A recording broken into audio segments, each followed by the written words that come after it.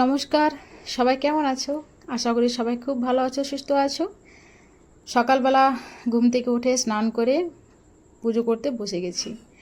কারণ সকালবেলা ঘুম থেকে উঠে ঘরের কাজকর্ম যদিও আমি এখন কিছু করি না, করতে পারি না গো, শরীরের জন্য।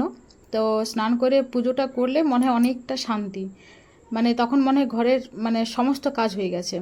তো আজকে যেহেতু ভোরবেলা আমি হাঁটতে বেরিয়েছিলাম, সেই জন্য ফুল তুলে এনেছি। তো সেই ফুল আজকে মন ভরে ঠাকুরের পুজো দিয়েছি, অনেকক্ষণ ধরে বসে ঠাকুরের পুজোটা দিয়েছি। আর আজকে ওয়েদারটা দেখো, সকালবেলা একদম বাজে ওয়েদার, কিন্তু বেশ ভালো লাগছে। রোদের থেকে এই ওয়েদারটা একটু মেঘলা মেঘলা করেছে, কি সুন্দর যে লাগছে না। আর স্নান করে আমি মানে বিছানা চাদর মানে তুলছি, তার কারণ হচ্ছে আমার ছোটো ছেলে ঘুমাচ্ছিল, শরীরটা খুব একটা ভালো নেই। তো রাত্রেবেলা অনেক রাত করে শুয়েছে, ওই জন্য ঘুমাচ্ছিল, তার জন্য আমি মানে বিছানা চাদরটা করে তারপরে টিফিন করব। আজকে টিফিনে একটা অন্য প্রোগ্রাম আছে, আজকে টিফিনটা একটু আলাদা রকমের করব। তো তোমাদের দেখাবো, তোমরা সাথে থাকো, দেখতে থাকো। তো আজকে টিফিন হচ্ছে মানে বরের আবদার, আজকে আলুর চপ। তো সেটা মানে তোমাদের দাদাভাইকে বললাম যে একটু বাদামগুলো ভেজে একটু মানে বাদামের খোসাগুলো ছাড়িয়ে দাও। তো ও করছে কি, বাদামগুলো নিজেই ভেজেছে, বাদামের খোসাগুলো নিজেই ছাড়াচ্ছে। আর এদিকে মানে বাবা, আমার শ্বশুর মশাই খুব ভালোভাবে কিন্তু করে, আমিও খুব একটা ভালো করে করতে পারি না। তো বাবা প্রথমে আমাকে এটা দেখিয়ে দিয়েছিল, আরও কয়েকবারই করা হয়েছে, কিন্তু এবারে করা হচ্ছে আমার শাশুড়ি মায়ের জন্য। আমার শাশুড়ি মায়ের মানে খুব ইচ্ছে হয়েছে খেতে। আর গরমের জন্য জানো তো কোনো কিছু করতে ভালো লাগে না, মানে কী যে বিরক্ত লাগে, মানে মানে কি বলবো। আর রাতেবেলা রুটি করতেই যে কী বিরক্ত লাগে, কিন্তু আর গরম হোক আর যাই হোক, করে তো সবাইকে খাবার দিতে হবে, কিছু করার নেই। আর আমি এদিকে বেসনটা ভালো করে মেখে নিচ্ছি, কারণ বেসনের মধ্যে ছোট ছোট মানে একটু মানে ডাব ডাব থেকে যাচ্ছে, সেটা থাকলে আবার বলছে আমার মানে আমার শ্বশুরমশাই বলছে সেটা ভালো হবে না। বেসনটা ভালো করে ফেটে নিয়ে তারপরে করতে হবে। এই যে বাবা আমাকে পুরো মানে চপের মশলাটা করে দিয়ে একদম আমাকে পুরো জোগাড় দিয়ে দিয়েছে, যে আমি দিয়ে দিচ্ছি, বেসনে চুবিয়ে তারপরে তেলে ছেড়ে দে। তো আমি সে মধ্যে করছি, কিন্তু চপটা খেতে দুর্দান্ত হয়েছিল, সত্যি খুব সুন্দর। আর যদিও আমি খাইনি, আর সত্যি কথা বলতে আমার আজকাল খিদেও পায় না, শরীরের জন্য না কিছুই ভালো লাগে না। তো ওই হাতে একটা খেয়েছিলাম। এই যে দেখো কি সুন্দর লাগছে না দেখতে, একদম দোকানের মতো।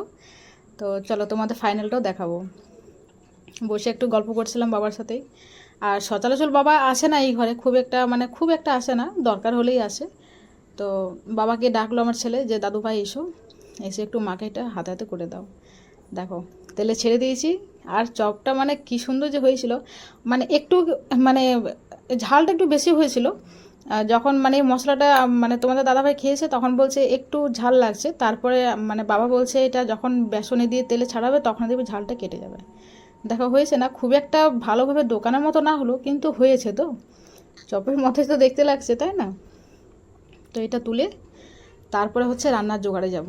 আজকে ভাবছি অনেকটাই মানে শর্টকাটে পার করব, কারণ অনেকটা সময় চলে গেছে আমার এখানে চপ ভাজতে। দেখো ভালো লাগছে না দেখতে, একদম চপের মতো লাগছে, তাই না? খেতেও নাকি ভালো হয়েছিল। আমি একটা খেয়েছি পরে, অনেক পরে, প্রায় ওই 12টা সাড়ে 12টার দিকে রান্না করতে করতে একটা খেয়েছি। তো চলো, টিফিনের পার্ট চুকে গেছে, এরপর হচ্ছে রান্না।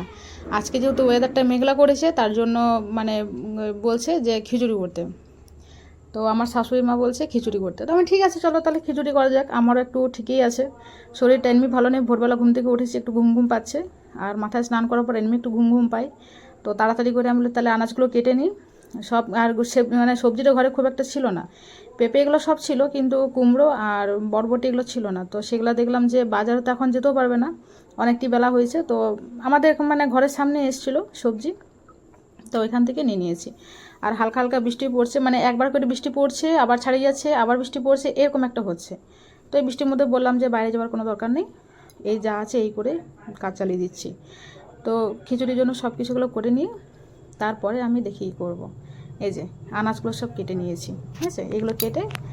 আর তো যেহেতু গোবিন্দভোগ চালের খিচুড়ি, তার জন্য চালটা ভালো করে ধুয়ে একটু ঘি মাখিয়ে, মানে একটু গাওয়া ঘি মাখিয়ে তারপরে আমি চালটা ছেড়ে দিলাম। আর আনাজগুলো সব প্রেসারে একটু মানে হালকা একটু সিদ্ধ করেছি, একটু হালকা ভাপিয়ে নিয়েছি। তো ওটা না করলে আর কি মানে ভালো হয় না, যেহেতু চালটা তাড়াতাড়ি সিদ্ধ হয়ে যাবে, দিয়ে আনাজগুলো সেদ্ধটা কম হবে, খেতেও একটু বাজে লাগবে, তার জন্য করে নিচ্ছি। আর ভাজা করবো, বেগুন ভাজা আর একটু পাঁপড় ভাজা করব, আর পোস্ত। আমার খিচুড়ির সাথে পোস্ত বাটা খুব ভালো লাগে খেতে, কাঁচা পোস্ত। তো এই জন্য আর কি তাড়াতাড়ি করে নিচ্ছি আর গল্প করছি। তোমাদের দাদা এখানে বসে আছে, ওর সাথে গল্প করতে করতে কি একটা কথা বলছিলো, সেটা নিয়ে হাসাহাসি করছিলাম।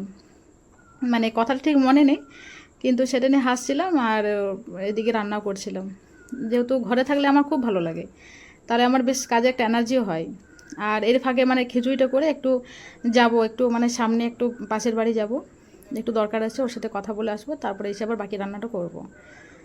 তো এখানে মানে কি বলবো, সকালবেলা যতটুকু পারি তোমাদের তুলে ধরার চেষ্টা করি, সম্পূর্ণভাবে করতে পারি না, তার কারণ তোমাদের বলেইছি আগে সবসময় সম্ভব হয়ে ওঠে না, সেই জন্য আর কি সম্পূর্ণভাবে করতে পারি না। তো সেই জন্য যতটুকু পেরেছি করেছি বন্ধুরা। আজকে ভিডিওটা আমি এখানে শেষ করছি। সবাই খুব ভালো থেকো, সুস্থ থেকো। যারা আমার মানে নতুন আছো তারা একটু প্লিজ সাবস্ক্রাইব করে দিও চ্যানেলটা। আর যারা আছো অবশ্যই তারা তো দেখছো সব কিছু, তাই না? তো বন্ধুরা আজকে এখানে শেষ করছি। সবাইকে টাটা।